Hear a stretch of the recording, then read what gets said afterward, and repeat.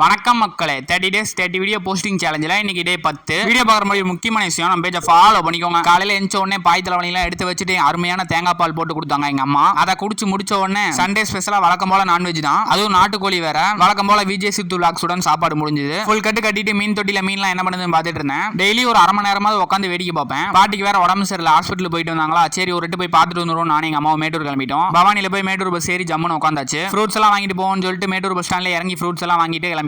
போய் பார்த்தா வீட்டு மேல எல்லாம் வேலை பார்த்துட்டு இருக்காங்க.